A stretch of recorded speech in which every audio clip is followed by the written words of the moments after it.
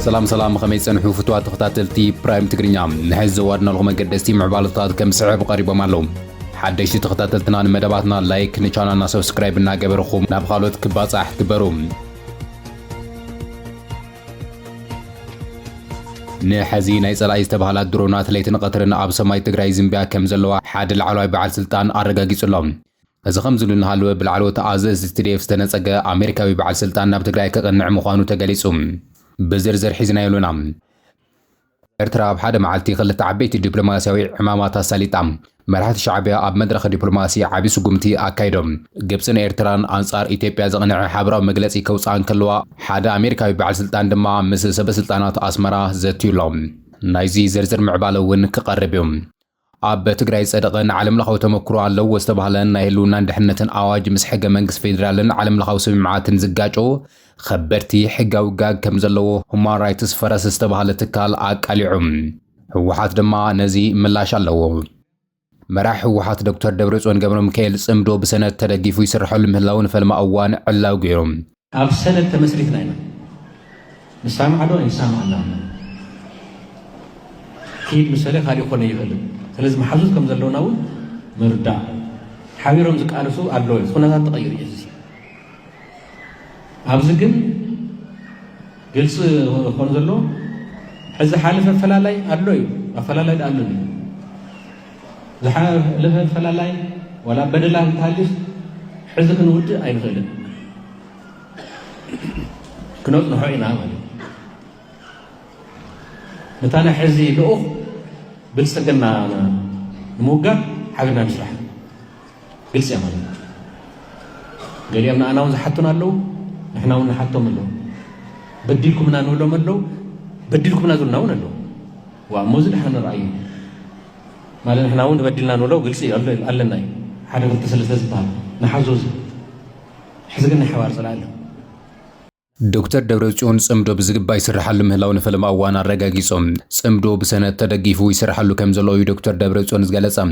اب منغو حوحتن شعبيان زجمره ناب فانون وشتا حالتات ايثيوبيا زتسفحفح صمدو انصار منغست بلصقنا زعلمه بسنه تدغيفو يسرحل مهلاويو አረጋጊጽ ዘሎም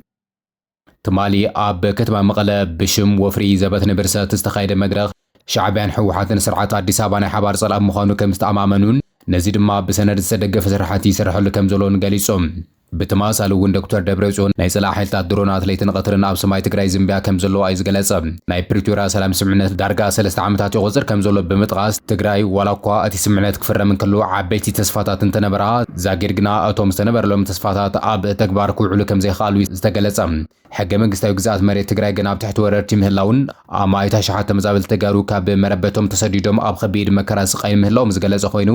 እቲ ዝዓነወ ትምህርቲ ጥዕና ቁጠባ ትግራይ ንምሕካም ዝግበር ዘሎ ስራሕቲ بسنكي بجت ترغنزب عصوا فيدرال منغسي دوم بالو يزغلص حزب تግራይ ዘጋጠሞ ጸገም ክጻወሮ ካብ ዝኽእል መጠን ለዓለ ሓሊፉ ትዕግስቱ ወዲኡሎ ክብል ተዛሪቦም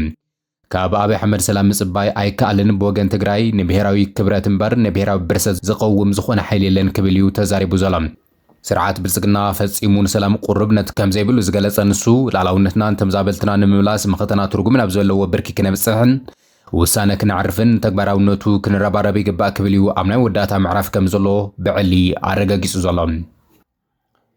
ارتراب حدا معلتي خلت عبيت الدبلوماسيوي عمامات ساليطام مرحت شعبيه اب مدرخ دبلوماسي عبي سقمتي اكايدوم ارتراوي بعد سلطان مثل علو تمرر حمم محدار امريكا ترامب نمس مرحتي جبسن بمرخاب ادمعي استبهال زت اكايدوم منستر عثمان صالحنا بجبسي متاو صعيبو مس مزن ومنستر قدات وصاي جبسي بمزتاي انصار ايثيوبيا زقنع حبراو مغلصي زوصو خوينو مس امريكا اب غداي قيح بحر كم زتيون افليتوم ኢትዮጵያ ጉዳይ ቀይሕ ባሕሪ ናይ ህልውና ኣብ ጉዳይ ምዃኑ ብተደጋጋሚ ኣብ ትገልጸሉ ዘላ እዋንን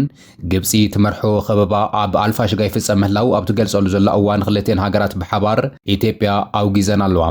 ኢትዮጵያ እቲ ብሽርሒ ጸላእቲ ግብጺ ተወሲዱ ትብሎ ቀይሕ ባሕሪ ዓሰብ ንምምላስ ጻዕርታት ተካይድ ምህላዋ ሰበስልጣናት ጀነራላትን ኢትዮጵያ ብተደጋጋሚ ይገልጾም ዘሎም እዚ መደረታት ሰበስልጣናት አዲስ አበባ ኣብ ዝቕጽለሉ ዘሎ እዋን ግብጺ ንኣስመራ ሓደ ነገር ኣረጋጊጻላ መንግስታት ግብጽን ኤርትራን ናይ ኢትዮጵያ ቀይሕ ባሕሪ ናይ ምቁጻር ህንጢነት ብወግዒ ዝነጸገ ሓበራ መግለጺ ብምውጻእ ቀይሕ ባሕሪ ድማ ናይተን ላዕላውያን ገማግም ባሕሪ ዘለዎን ሃገራት ጥራሕ ፍሉይ ሓላፍነት ምዃኑ ኣረጋጊጸን እዚ ከም ዘሎ ሃልዎ ድማ እቲ ብሕታዊ ዲፕሎማት ኤርትራ ዝኾነ ሓላፊ ጉዳያት ወጻኢ ኤርትራ ዑስማን ሳልሕ ምስ ፍሉይ ልኡኽ ኣሜሪካ ተዘራሪቡሎም። ሚኒስትር ጉዳያት ወጻኢ ኤርትራ ዑስማን ሳልሕ ምስ ፍሉይ ልኡኽ መንግስቲ ኣሜሪካ ኣብ ጉዳያት ማእኸላይ ምብራቕን ኣፍሪካን ዝኾነ መስዑድ ቦሉስ ኣብ ካይሮ ከም ዝተራኸበ ተገሊጹሎም። ላዕለዋይ ኣማኻሪ ፕሬዝደንት ትራምፕ ዝኾነ ቦሉስ ብመንገዲ ኤክስ ገጹ ኣብ ዘርግሑ ሓበሬታ ምስ ዑስማን ሳልሕ ኣብ ክልቲኣዊ ዝምድናታት ክልቲአን ሃገራት ዘተኮረ ጽቡቕን ኣፍራይን ዝተባህለ ዘተ ከም ዘካየደ ዕላው ገይሮም። እቲ ኣማኻሪ ትራምፕ ብዛዕባ እቲ ዝተኻየደ ርክብ ኣብ ዝውፅኦ መግለጺ እቲ ዝርርብ ኣብ ንግዲ ዞባዊ ቁጠባን ምዕባለ ቀይሕ ባሕሪ ዘተኮረ ከም ዝነበረ ኣብ ኤክስ ገጹ ሓቢሩሎም። ሓበራዊ ጻዕርታት ካብ ዝኾነ ይኹን ላዕሊ ኣገዳሲ ኣብ ዝኾነሉ እዋን ዞባዊ ግጭታት ምፍታሕን ኣብ ቀይሕ ባሕሪ ቀርኒ ኣፍሪካን ዘላቐ ሰላምን ምርግጋእን ብልጽግናን ምስጓምን ብኣዎንታዊ መገዲ ብሓባር ክንሰርሕ ከም ዘድሊ ኣስሚርናሉ ይብል እቲ መግለጺ።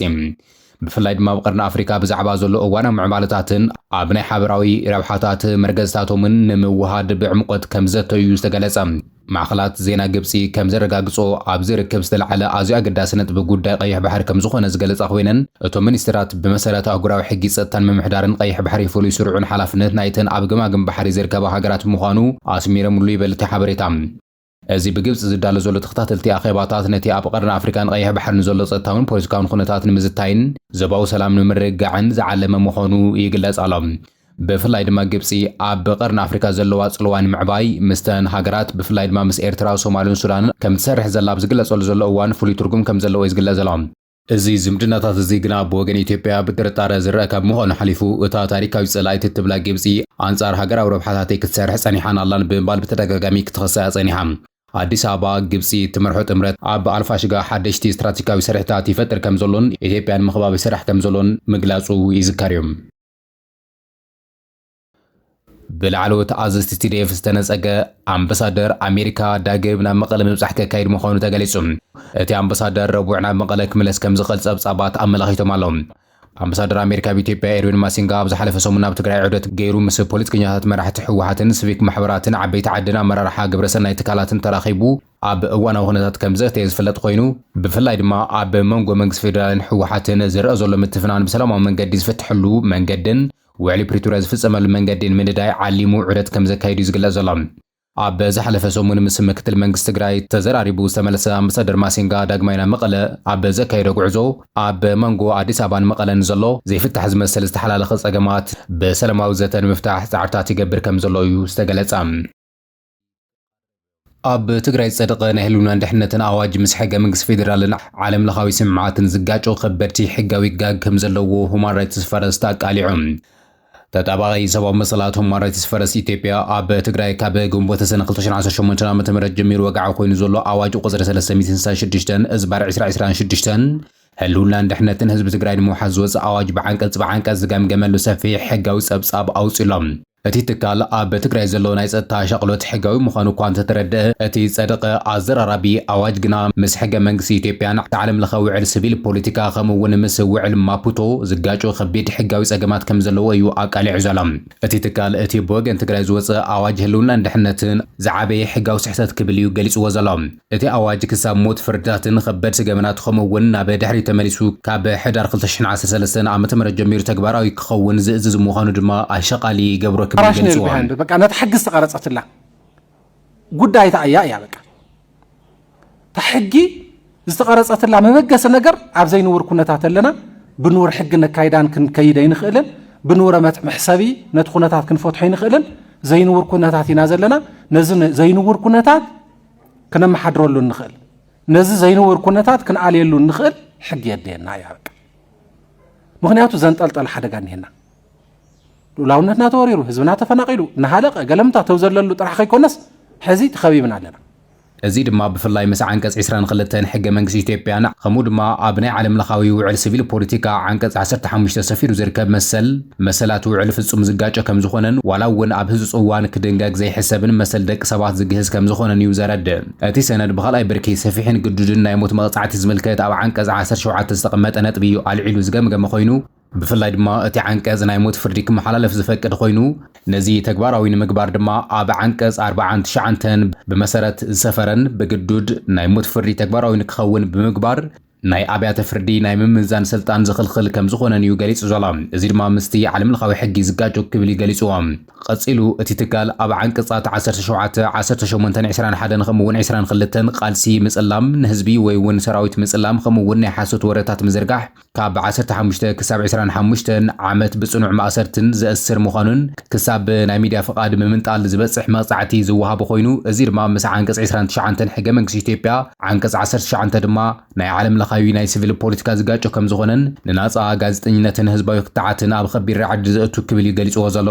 እቲ ኣዋጅ ንውሕስነት ዜጋታት መሰል ብምኽልኻል ብዘይፈቃድ ብትእዛዝ ፈጻሚ ኣካል ጥራሕ ናይ ምእሳርን ናይ ምፍታሽን ስልጣን ብምሃብ ከምኡ ድማ ብዘይ እሙናት ሓበሬታ ብምምርካስ ገበነኛ ንምግባር ዝተዳለወ ከም ዝኾነ ይገሊጹ እዚ ድማ ናይ ገበነኝነት ውሳነ ካብ ናጻ ኣብያተ ፍርዲ ወፂኡ ኣብ ኢድ ፈጻሚ ኣካል ንኽወድቕ ዝገብር ሓደገኛ ሕጊ ምዃኑ ይገሊጹ ዘሎ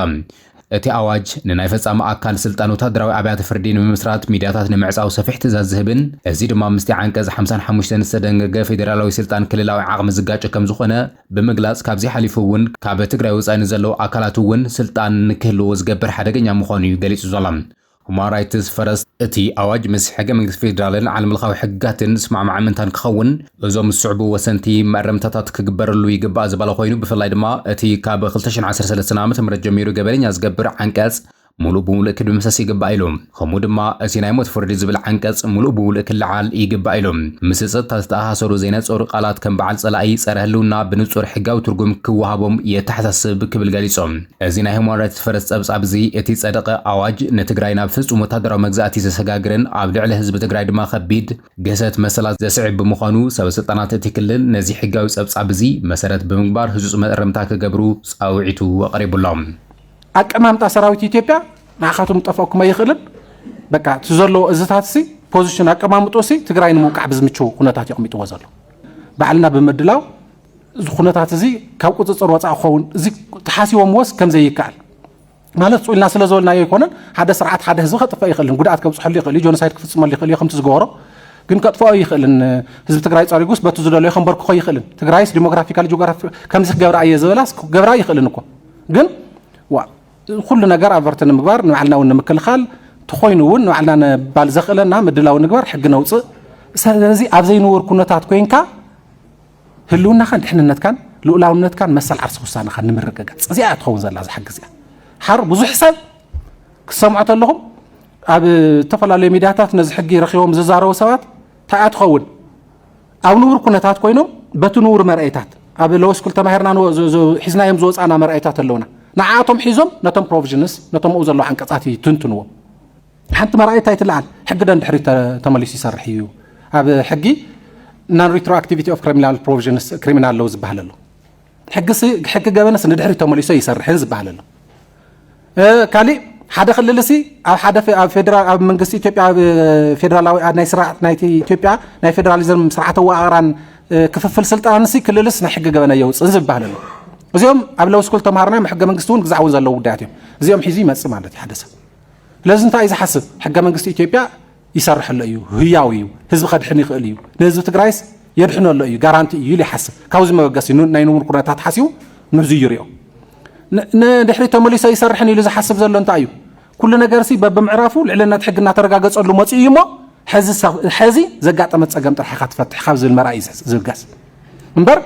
كابل تاشين 10 سلستان بنوس مالتي كابل تاشين 10 سلستان نتحيزوس كونسيستنتلي بزي مقراصسي ابزوان عرب تግራይሲ ገበን ይፈጸመለ ይخبز ላይ ይገሰል ሕደጎ ይብለን مالتي ሕደጎ ይብለካ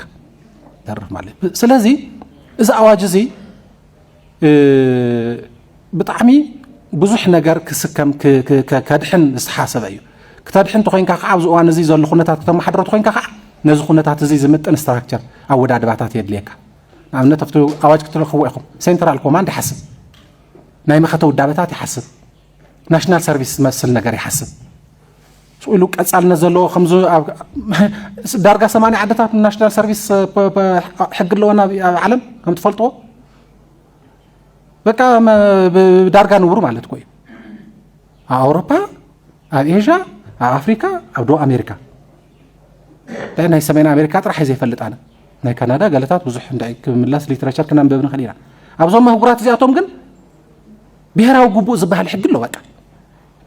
يترفع كم زخلة قناتات كوينكا ኣብ ድሓን ኩነታት ኮይንካ እውን ስሩዕ ሕጊ ወፂሉ ናሽናል ሰርቪስ ኣሎ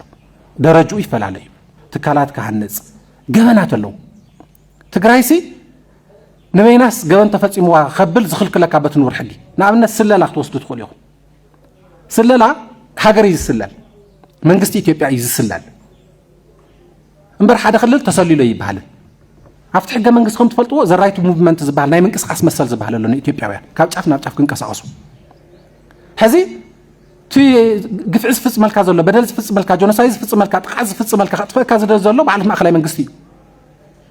ሰብ ተልኢኹልካ ሓደ ኢትዮጵያ ናብ ትግራይ ተልኢኹዎስ በትንውር ሕጊ ሰላል ክትብሎ ይትኽእል ክስልል እዩ ግን መፅኡ ትግራይ ከጥፋ በትንውር ሕጊ ክትዳንዮ ይትኽእል ሕዚ ነዚ ዝምልከት ዋጸላኢ ኮይኑ እናሃለ መንግስቲ እዚ ንዑ ዝምልከት ሕጊ ወፂኻ እሞ ከም ዝበለ ምንቅስቃስ ምግባርማ ናይ ጸላእነት ናይ ስለላ እዩ ዝብል ሕጊ እንድሕር ዘይወፂኻ ኣብ ትግራይ ትገበን ሕጊ ዶ ክትወፅእ ትኽእል እያ ትግራይ ዝብለና ዘሎ ማለት እዩ እሞ ከምንታይ ዳ ክንገብር በቃ እቲ ምህላውሲ ልዕሊ ሕግታት ምዃኑ ምህላውሲ ልዕሊ ሕገ መንግስቲ ምዃኑ ይርስዖ ትሰብ ማለት እዩ ሕገ መንግስቲ ሕግሲ ሓደ ህዝቢ ክህሉ ከም መኽኣሊ ኢነብሊንግ ዝበሃል ነገር ከም ዝኾነ ይርስዕ ማለት ክብራትን ክብራንን ሎሚ ናባኹም ዝሓርናዮ መገደስቲ ምዕባለታት ነዚኦም ይመስሉ ነይሮም ሓቢርኩም እናተለፀናኹም ኣዚና ለመስግን ቻለና ሰብስክራይብ ግበሩ